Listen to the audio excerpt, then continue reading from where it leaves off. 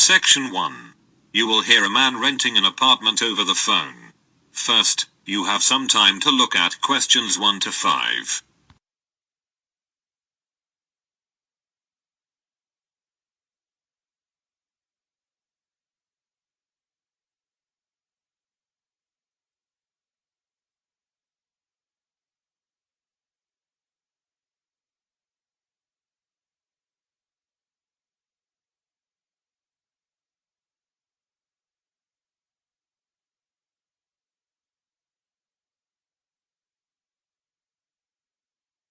You can see that there is an example that has been done for you. On this occasion only, the conversation relating to this will be played first. Hello, how can I help you? Hello, I want to rent an apartment. I saw your advertisement about 2-bedroom apartment on Bridge Street. The woman answers the phone. Bridge Street, so the word bridge has been written on the top of the form. Now we shall begin. You should answer the questions as you listen, because you will not hear the recording a second time. Listen carefully, and answer questions 1 to 5.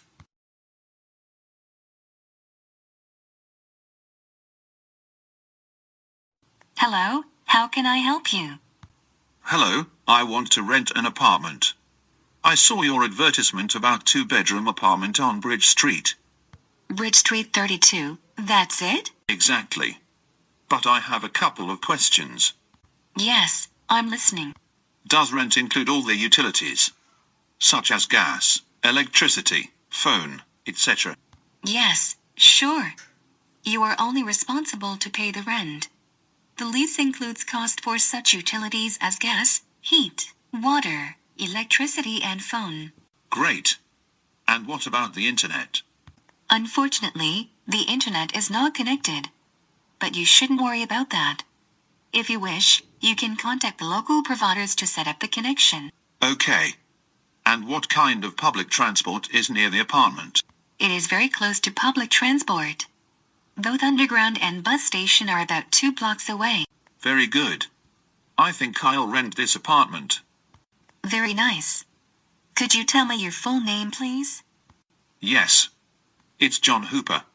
Hooper is spelled with double O. H-double-O. Then P-E-R. Thank you, John. I'm Mary Dixon, and I'll be your apartment manager. Thank you. Now listen, and answer questions 6 to 10. Now, we need to meet to sign a lease agreement. Okay. What documents should I bring? First of all, we require proof of your identity. Then, I can bring my driving license. I'm sorry, but driving licenses are not accepted. Could you bring your passport? Yes, sure. And do you require a tax bill? No, we're not requiring any bills. But you need to present your current employment contract. No problem, I have it. Anything else? Yes, we also need a reference from a friend or colleague, confirming your character. Okay. And what about a reference from an employer? We used to ask tenants for this reference a few years ago. But now we don't need it anymore. As well as your recent payslips, they are not required. Very good.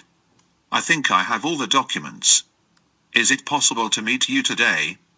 Yes. Is 5:30 p.m. convenient for you? Unfortunately, I'm busy until 6 p.m. Then we can meet at 6:30 p.m. Yes, 6:30 is very good for me. I'll be at your office by that time. I think it's better to meet directly at your future apartment, because we'll anyway make a visit. Oh, you're right. See you soon. Thank you. See you soon. That is the end of section 1. You now have half a minute to check your answers. Section 2. You will hear the information about tickets to one of the royal palaces in London. First, you have some time to look at questions 11 to 16.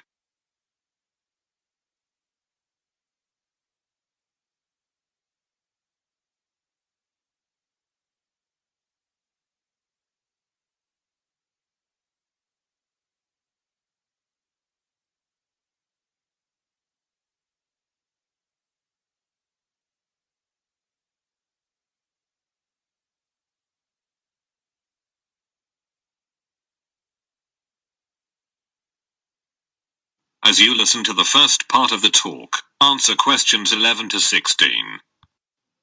Thank you for deciding to visit historic royal palaces of the United Kingdom.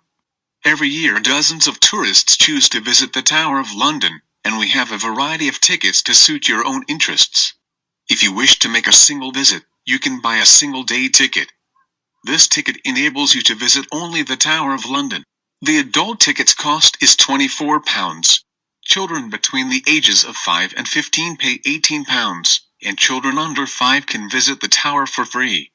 For full-time students, 16 years and over, and disabled visitors we offer a reduced tariff. If you have a reduced tariff, you pay only £19. And if you're going to make a visit with your family, it's a good idea to get a family ticket. The family ticket enables you to visit the tower and one other royal palace during one day. It costs £55, and can be used by up to 2 adults and 3 children. For permanent visitors we offer an annual membership. The annual membership provides you unlimited entry to any 5 royal palaces, and costs £107 for both adults and children over 5 years.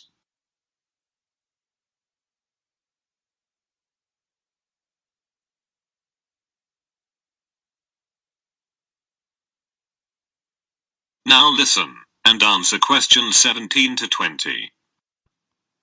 If you can't wait to visit these famous historical places, and have already chosen your ticket type, then it's time to order tickets. The first and the easiest way is to buy your tickets online. To do this, you should visit our site and select a date, then make a payment. Make sure that after the payment is completed, you receive a confirmation email of your booking.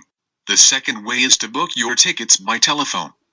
However, you have to pay an additional fee when ordering tickets over the phone. Plus, telephone bookings are not available during the weekends and holidays. So this option is not very convenient. And if you don't want to plan your visit in advance, there is a third option for you. You can simply purchase the tickets in person on the day of your visit. There are plenty of ticket kiosks near the Tower of London and other royal palaces. I hope that you'll enjoy your visit. That is the end of section 2. You now have half a minute to check your answers. Section 3. You will hear 2 students discussing their new course. First, you have some time to look at questions 21 to 23.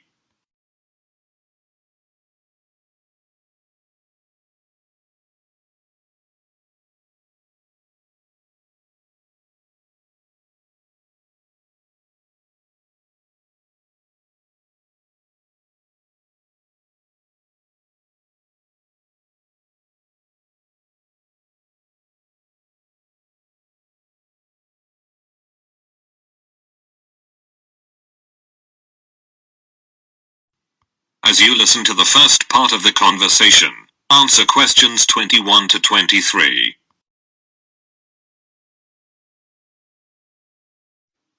Hi, Kate.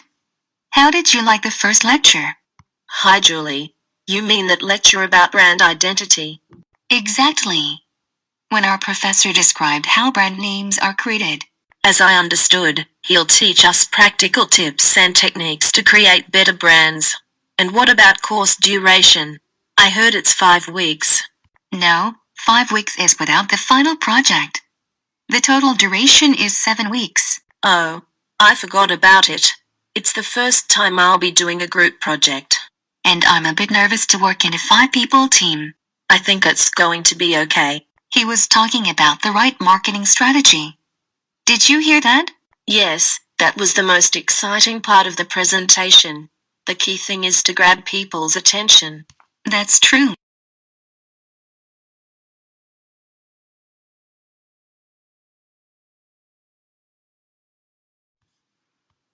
Now listen, and answer questions 24 to 30. And how do you like the curriculum?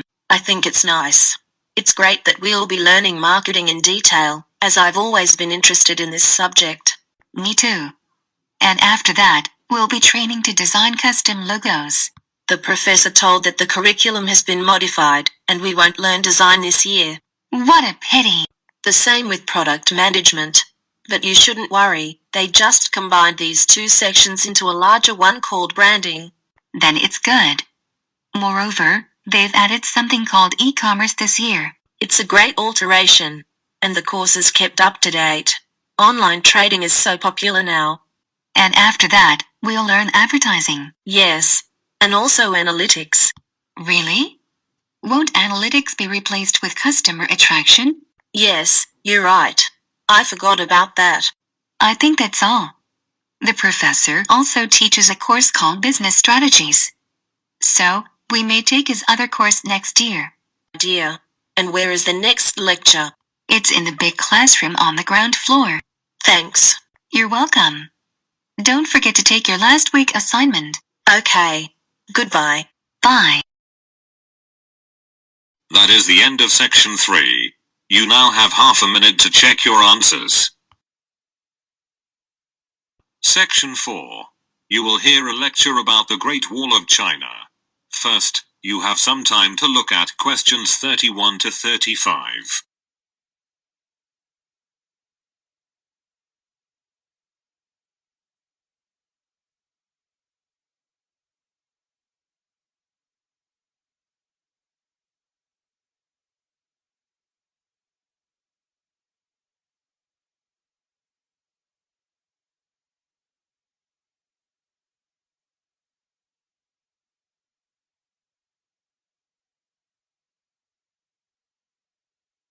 Now listen carefully, and answer questions 31 to 35. Perhaps the most recognizable symbol of China and its long and vivid history, the Great Wall of China is one of the most extensive construction projects ever completed. Somewhat ironically though, the one monument that China built to keep foreigners out is actually now the biggest tourist attraction in the country. Despite the initial purpose, the Great Wall never effectively prevented invaders from entering China. It came to function more as a psychological barrier between Chinese civilization and the world, and remains a powerful symbol of the country's enduring strength. Though the beginning of the Great Wall of China can be traced to the 3rd century BC, many of the fortifications included in the wall date from hundreds of years earlier, when China was divided into a number of individual kingdoms during the so-called Warring States period. Around 220 BC, Qin, the first emperor of a unified China, ordered that earlier fortifications between states be removed, and a number of existing walls along the northern border be joined into a single system that would extend for more than 10,000 li and protect China against attacks from the north. A li is about 1/3 of a mile, and that's where the monument's name came from. The original name for the Great Wall is Long Wall of 10,000 li, or simply the Long Wall.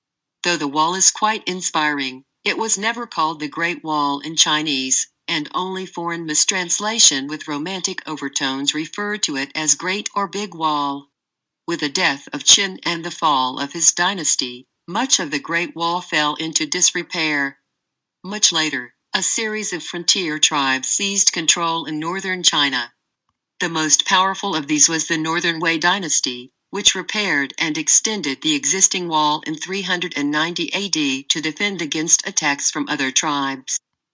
Despite its long history, the Great Wall of China as it exists today was constructed mainly during the mighty Ming dynasty, from 1368 to 1644. Under the strong hand of the Ming rulers, Chinese culture flourished, and the period saw an immense amount of construction in addition to the Great Wall, including bridges, temples and pagodas.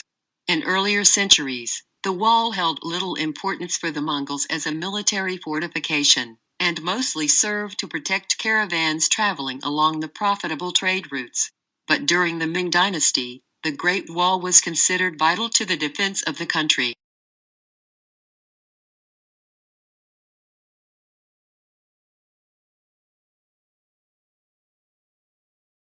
Now listen carefully, and answer questions 36 to 40.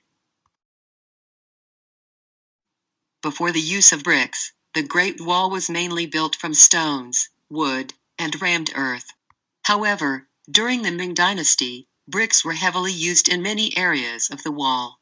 The size and weight of the bricks made them easier to work with, than earth and stone, so construction quickened. Additionally, bricks could bear more weight and endure better than earth and wood.